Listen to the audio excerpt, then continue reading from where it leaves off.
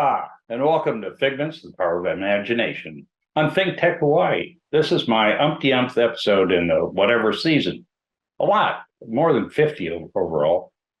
And today I'm going to talk about getting my act together. No, getting our act together on peace on the Korean Peninsula.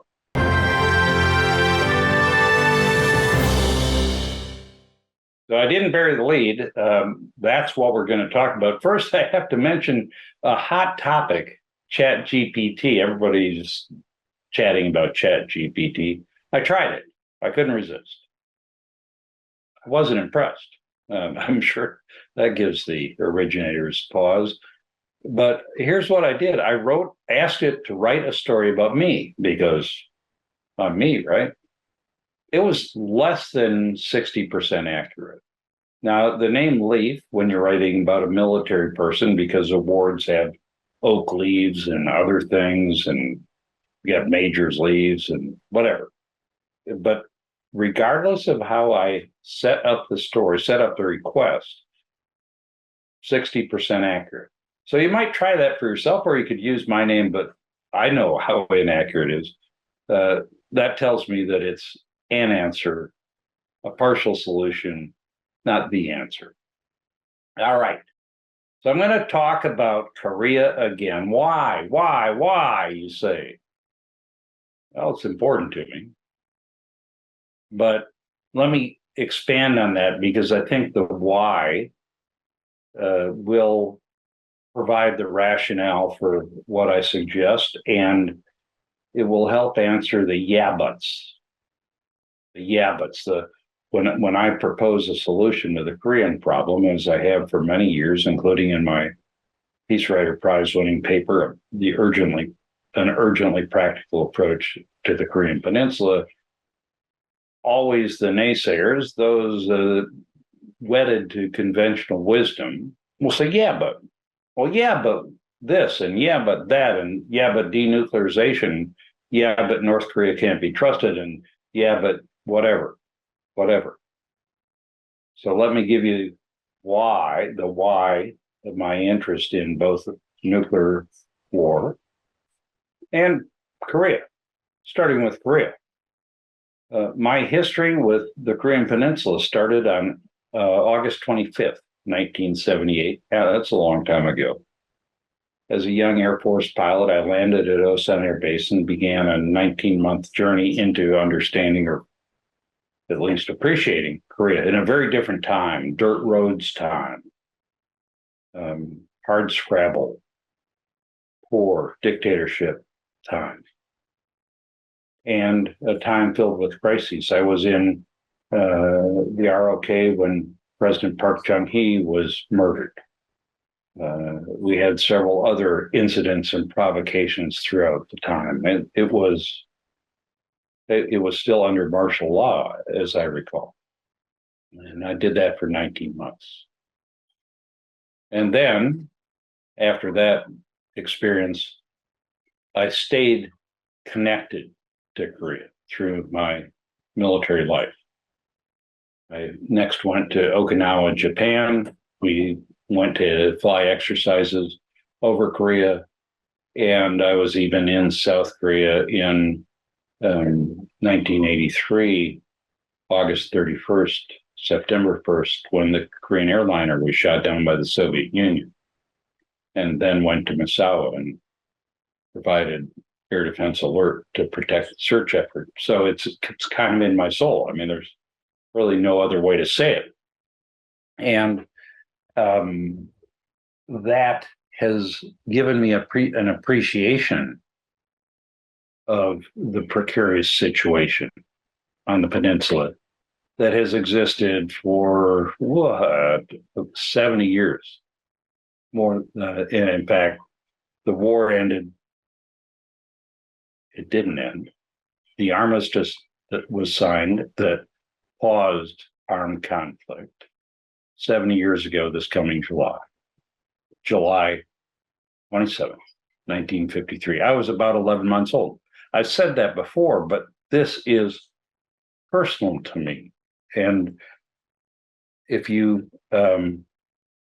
look at the picture of the armistice being signed. There it is, black and white, in a black and white day. And then fast forward to the Singapore summit between President Trump and Kim Jong-un. You have to realize that this country has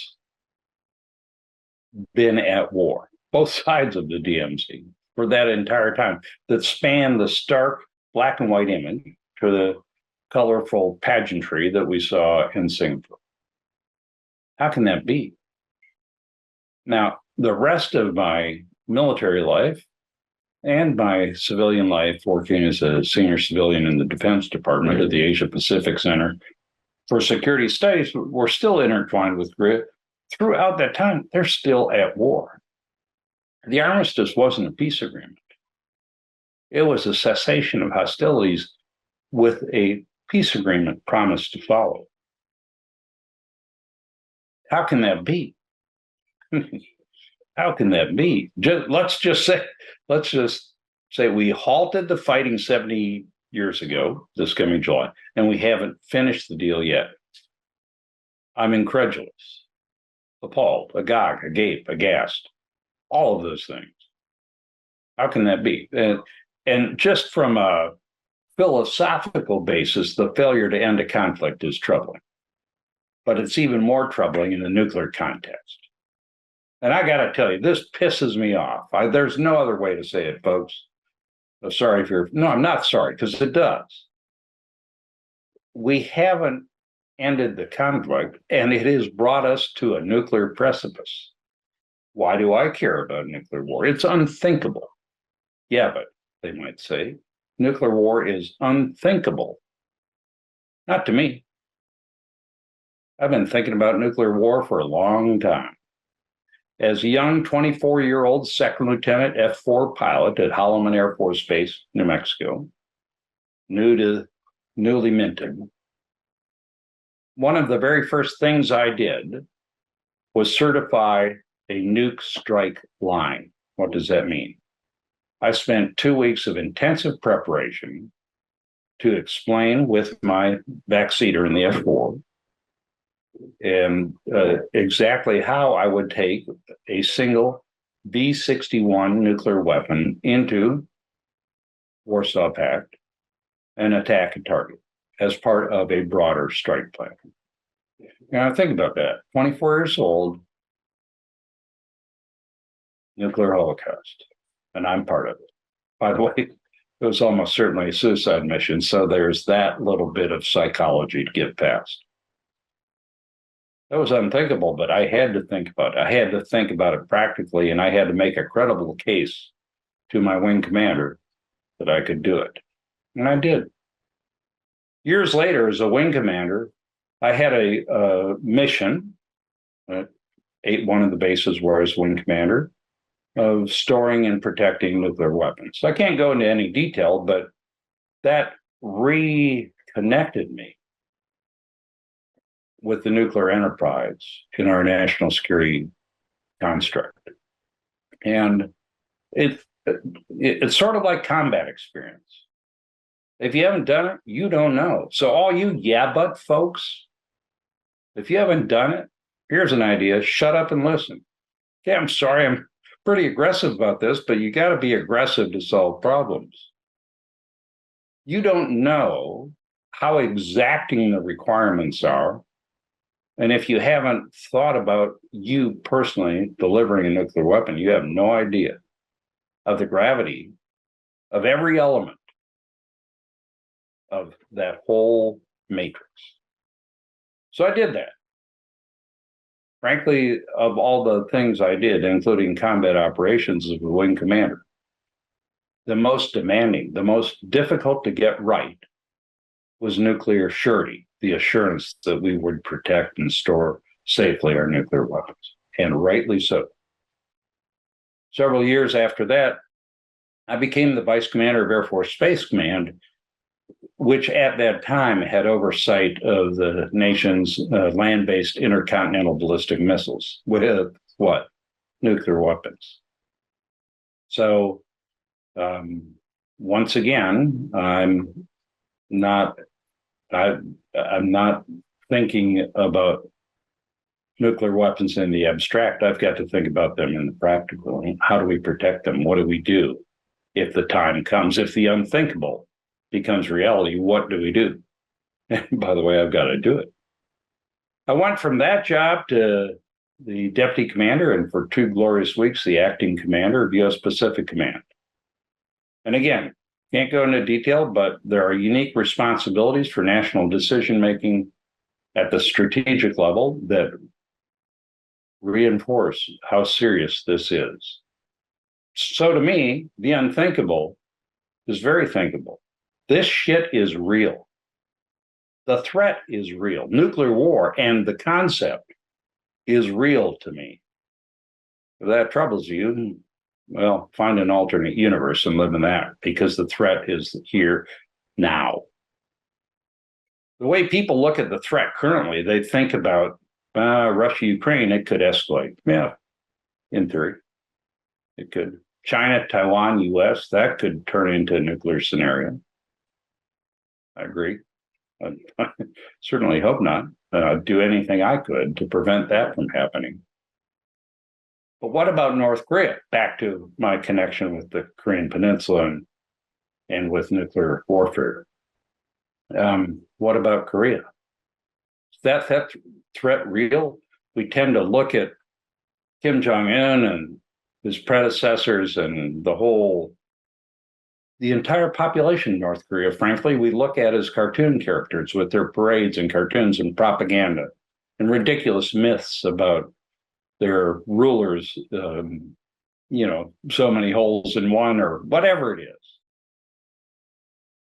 Would make them unreal, but that's a real threat.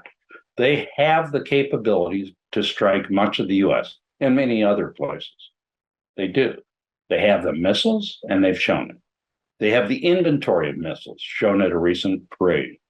And they have the weapons demonstrated in, I think, 7 nuclear tests. I was the deputy commander at PACOM when the first test occurred. That was an eye-opening moment. So, but they wouldn't use them, would they? Nothing's impossible. Russia, Ukraine could devolve to that circumstance, that nuclear tragedy. So could China, Taiwan, US, and other cases, Iran. Theoretically possible. But in the case of North Korea, they have the missiles, they have the warheads. In fact, their warhead inventory is expected to expand from tens to hundreds in coming years, putting them on par with India, Pakistan, France, United Kingdom, a major nuclear power. Could that happen? Yeah, but he'd never do that. Well, how do you know? This could be an absolutely profanity-laced episode, because but how can you assume away a threat this big? North Korea recently changed its national security laws to permit the first use of nuclear weapons. Yeah, but you know what that means? That means, unlike China, Taiwan, US, or Russia, Ukraine, which could over time, maybe days, months, weeks, months,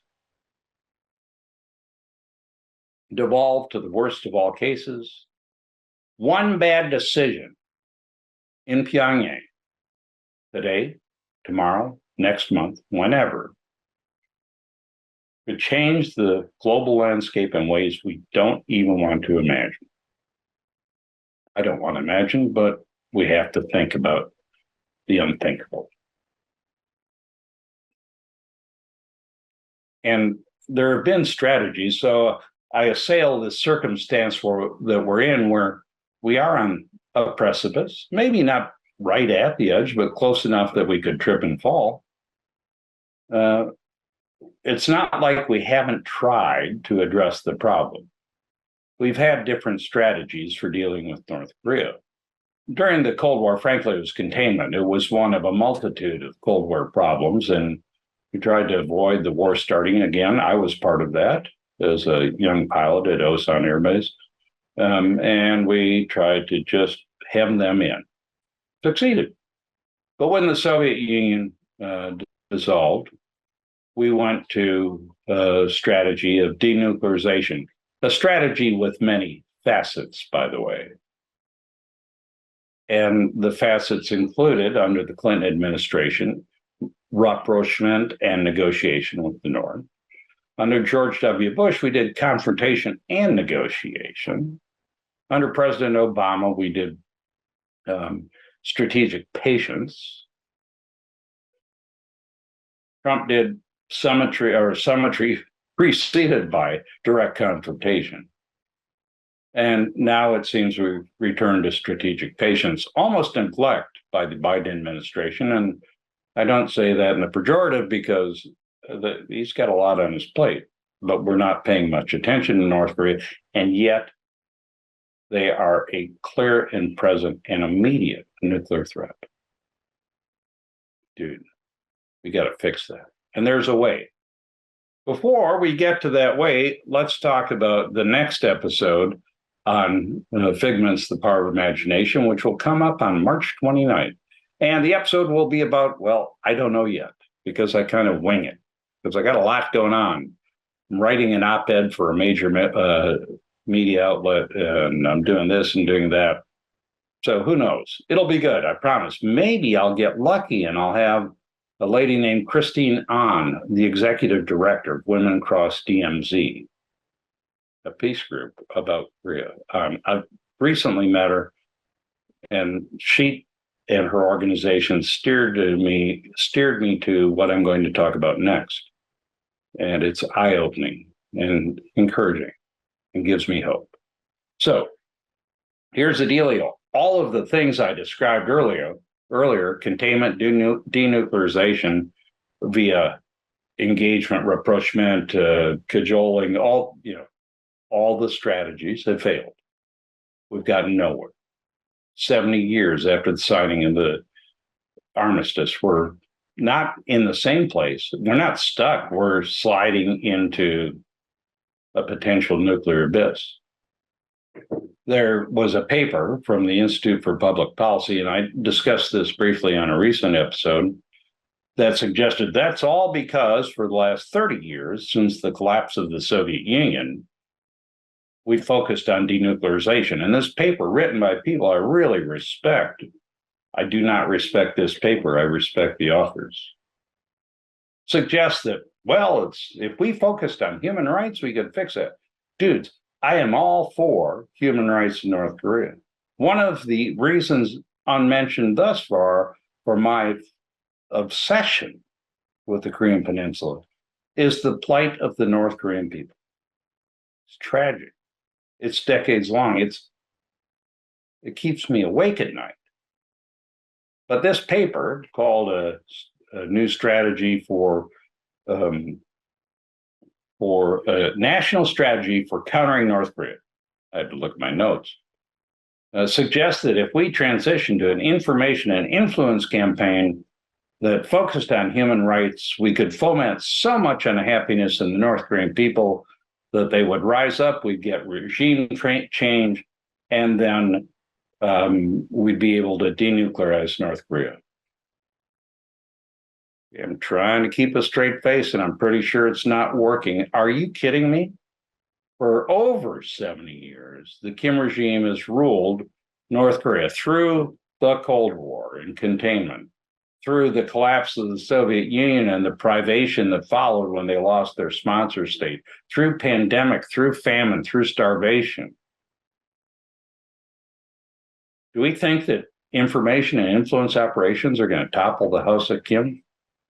Come on, man. That's not realistic at all. It's not even close to realistic. I'm almost incredulous at that notion.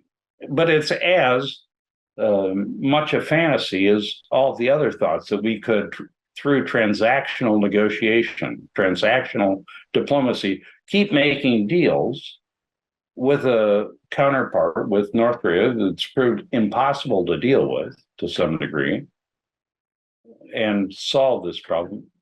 Come on, man.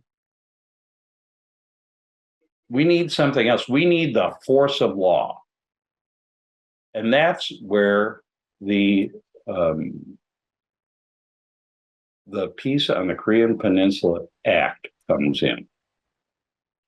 It's a draft bill introduced by Democrat representative from California, Brad Sherman, that suggests we mandate, that the Congress mandate peaceful or the end of the war through an armistice replacing peace treaty. It's not perfect. It's kind of feel-good legislation, as I see it, that seems to me, I'm supposing now, is aimed at placating Korean American constituency by promoting visits to North Korea by U.S. persons who have family there. Yeah, okay. Not a bad thing, but not a solution. But at the same time, would require a report from the Department of State on a comprehensive approach to achieving a post-armistice agreement. And it would also endorse the idea of liaison offices in North Korea. Okay, that's all good. That is not bad. And there you see it. Advocates approval of the family visits, yay, not against it. Requires a report on how we're going to get to a peace agreement and suggests that we establish liaison offices. All good. Nice. Not enough. But the idea of law is more important than the substance of this particular law, because we do need congressional action if we're ever going to achieve peace, a lasting peace on the Korean Peninsula. Because otherwise, the effort will not be sustained through changes of executive branch leadership or politics or politics in general.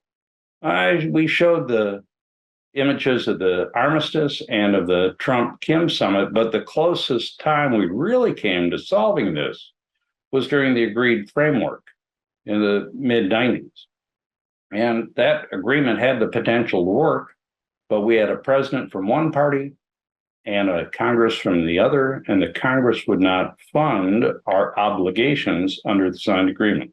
Does not matter whether it was quote or parentheses R or parentheses D, doesn't matter.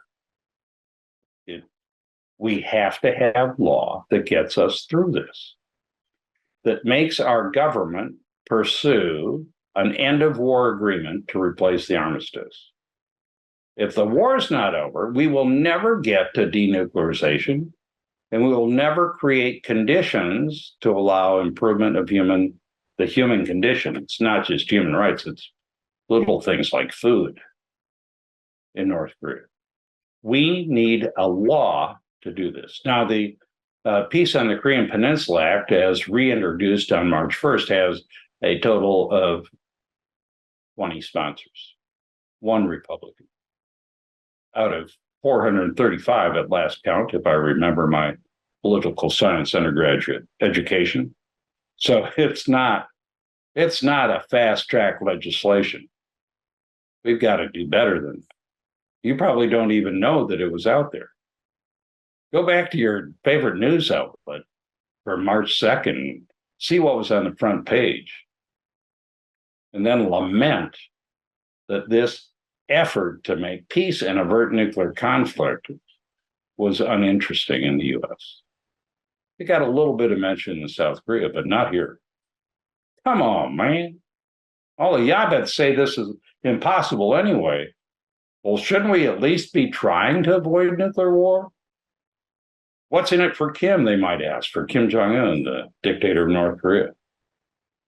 Well, he has said he'd like peace. Both sides, South Korea and North Korea, have said they would like to see a peace agreement.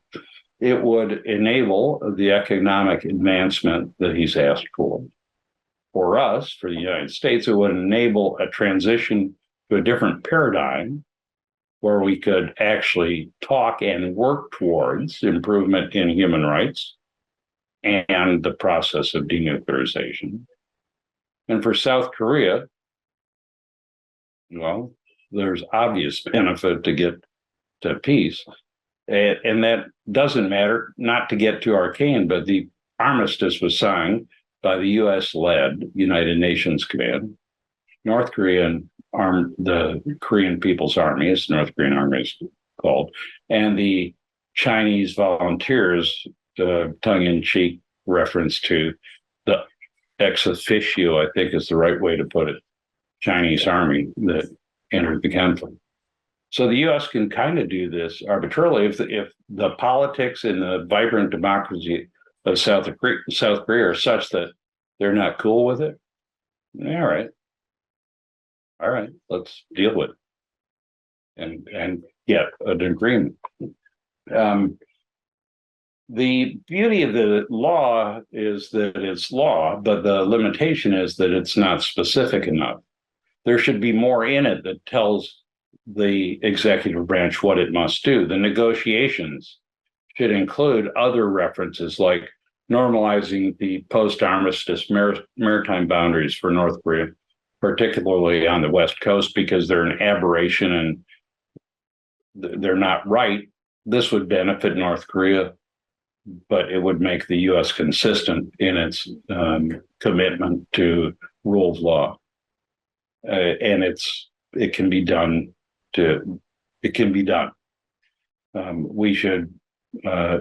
law should also describe how we get to reconciliation, a formal process that must occur if you're going to get past a conflict now 70 years old. And some military to military construct for communication and not collaboration, but at least communication and crisis avoidance. Those should be in there. It should also say what isn't on the table and what by law can't be on the table, like the withdrawal of U.S. forces or the dissolution of the U.S.-South Korea alliance. Okay, there are other reasons of law and of treaty that can happen, but when we have all of that specificity in a revised Peace on the Korean Peninsula Act, that will give negotiators an out, the same kind of out we have with the Taiwan Relations Act. When I talk to Chinese counterparts in my former official capacities, and they'd say, well, why are you giving defensive arms to Taiwan? And I had an easy answer. It wasn't one they liked necessarily, but the answer was because the law says we have to. The North Koreans are not easy to deal with. To answer another yeah, but that's an understatement. That's a huge understatement. But it'll be much easier if we focus on a single issue, ending the war, and only things directly tied to ending the war. If we can say, hey, I can't talk about that because the law won't let me. So this law, if passed, would force our government over time to get to peace. It would limit the discussions with North Korea to things we can solve, an end of war agreement. And that, and only that, I believe, will allow us to get onto the bigger issues. And it's not bigger, smaller, not a matter of priority, it's a matter of sequence. Until we end the war, we cannot effectively address denuclearization or set the conditions to improve human rights and the human condition in North Korea. And I don't care which side of humanity you care about. Would you rather not have the American public nuked or the South Korean public nuked? Or would you rather have the 18 or so million suffering North Koreans who aren't in the elite live better, freer? Pick one, pick both. We're not doing it without this law. So my Figment, peace. Freedom from one of our nuclear threats. What would Fig do? What do I want you to do? Write, email, call your congressman and ask them if they're a senator to introduce a Senate counterpart bill to the piece on the Korean Peninsula Act. They're a congressman to support revision to make it more specific so that it will be more effective. And then to pass the bill and write the president and tell him to sign it. Look at everything else in the news. Ask yourself what's more important. This threat is real, and we've got to address it. I know from my combat experience, you've got to be aggressive to win in combat. You have to be even more assertive to make peace. And it's time, 70 years later, to make peace on the Korean Peninsula. So I believe that. I hope you'll support me. You can check out other Figments episodes, including several on Korea, in the playlist for Figments, Our Imagination. The QR codes are right now. It's amazing how QR codes have been rehabilitated, if you will, throughout the pandemic. So I'd ask you to check those out. I'll also say that you can reach me at info@phase-1.com if you got something to say or a topic to suggest. If you're tired of hearing about Korea, the way to fix that is tell me what else to talk about. And I want to thank, as always, ThinkTech Hawaii, our great nonprofit organization that allows us to be citizen journalists. And go to their website, please, and support with your generosity ThinkTech Hawaii. I'll be back in 2 weeks. Hopefully you will be too.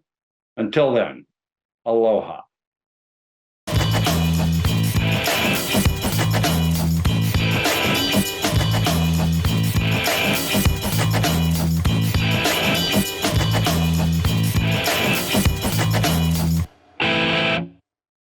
Thank you so much for watching ThinkTech Hawaii. If you like what we do, please like us and click the subscribe button on YouTube and the follow button on Vimeo. You can also follow us on Facebook, Instagram, and LinkedIn, and donate to us at thinktechhawaii.com. Mahalo.